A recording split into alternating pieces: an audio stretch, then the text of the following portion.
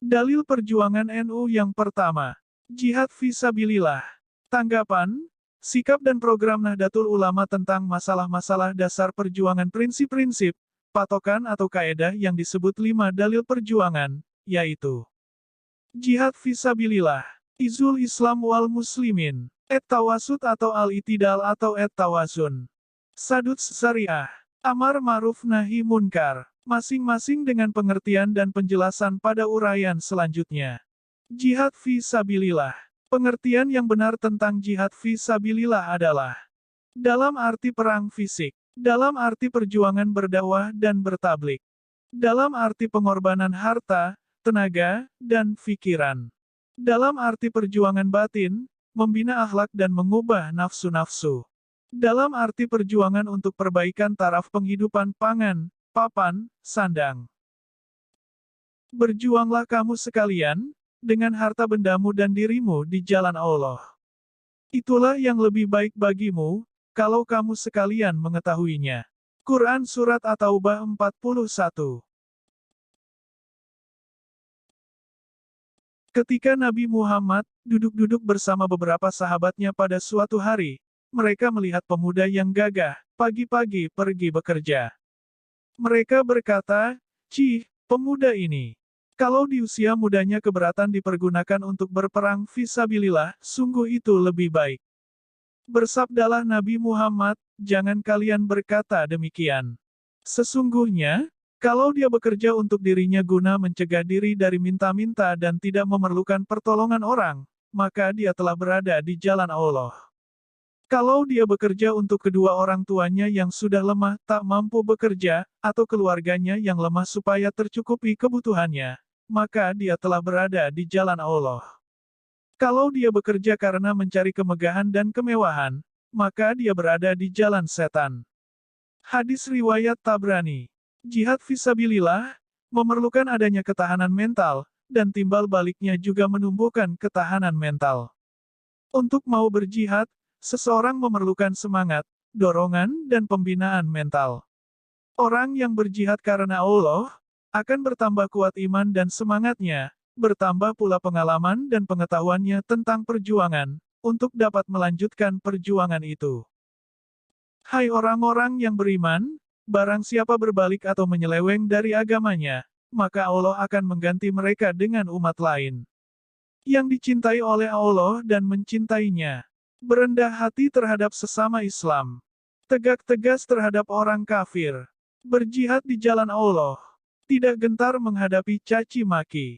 Itulah sifat-sifat yang baik kemurahan Allah, dikaruniakan kepada siapa saja yang dikehendakinya. Allah Maha Luas dan Maha Tahu. Quran Surat Al-Maidah, 54. Orang-orang yang berjihad di jalanku pasti kukaruniai mereka hidayah, kemampuan mental ke arah jalanku, yang lurus. Sungguh Allah beserta orang yang membangun. Quran Surat Al-Ankabut, 69. Pengertian jihad inilah, yang menjadi sasaran utama untuk diselewengkan oleh Inggris dengan menggunakan gerakan Ahmadiyah yang dibina, dibiayai dan didalangi oleh Inggris yang menyebarkan pendapat bahwa jihad fisabilillah hanya boleh dilakukan dengan damai, tutur kata, tanpa perlawanan, apalagi kekerasan terhadap lawan. Bahwa orang Islam wajib taat dan setia kepada setiap pemerintah yang ada, meskipun pemerintah bangsa asing atau pemerintah yang menentang ajaran Allah dan Rasul-Rasulnya. Dengan segala macam usaha, tipu daya, dan kelicikan, pendapat yang sesat ini diselipkan, diselundupkan dan disalurkan dengan lisan, tulisan, dan lain-lain. Dengan demikian, dimaksudkan supaya akhirnya ajaran Islam tinggal kulitnya, sedang isinya sudah sesuai dengan pesanan Inggris yang sesat. Akhirnya umat Islam menjadi jinak, tiada daya lawan, kehilangan vitalitas dan menjadi kokohlah supremasi dan dominasi imperialis Kristen Barat atas umat Islam di segala bidang. Jihad dalam arti perang fisik adalah tindakan penertiban keamanan dalam negeri.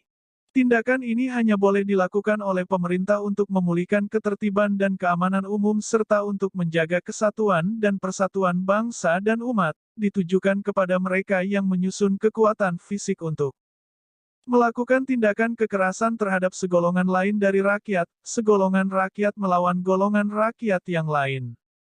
Melakukan pembangkangan dan pemberontakan terhadap pemerintah yang sah. Atau dilakukan oleh PBB terhadap negara anggotanya yang membahayakan perdamaian dunia. Kalau dua golongan dari kaum mukminin berperang, saling membunuh, maka damaikanlah kedua-duanya. Kalau salah satu menolak perdamaian terus memerangi yang lain, maka perangilah yang menolak membangkang ini, sehingga kembali kepada jalan atau hukum Allah. Kalau sudah mau kembali, adakanlah perdamaian secara adil. Bertindak adillah. Sesungguhnya Allah senang kepada orang yang adil. Sungguh, kaum mukminin itu bersaudara. Bertakwalah kepada Allah. Semoga kalian mendapat rahmat. Quran Surat Al-Hujurat, 9-10. Tindakan keluar terhadap negara lain, untuk melawan kezaliman dan pengusiran semena-mena, termasuk melawan penjajahan. Diizinkan bagi mereka yang diperangi, diserang, dalam keadaan teraniaya. Sungguh Allah Maha Kuasa untuk menolong, memenangkan mereka, yaitu orang-orang yang diusir dari kampung halamannya tanpa alasan yang benar, hanya karena mereka berkata, Tuhan kami adalah Allah. Quran Surat Al-Hujurat, 40-41. Untuk mempertahankan diri dari serangan musuh, dari luar. Perangilah mereka yang memerangi, menyerang kamu. Janganlah melebihi batas dalam membalas. Allah tidak menyukai orang-orang yang melebihi batas. Quran Surat Al-Baqarah, 190. Perang untuk meratakan jalan dari segala macam rintangan dan perlawanan bagi perkembangan kebebasan beragama. Ditujukan kepada mereka yang dengan kekuatan dan kekerasan menghalangi serta merintangi perkembangan kebebasan agama pada umumnya dan agama Islam pada khususnya. Perangilah mereka, sehingga tidak ada fitnah keonaran, kekacauan, rintangan dan sebagainya sehingga agama sepenuhnya menurut ajaran Allah. Mereka yang dengan kekerasan memaksakan perbuatan kezaliman dan kesewenang-wenangan. Gerakan hati orang-orang mukmin untuk berperang.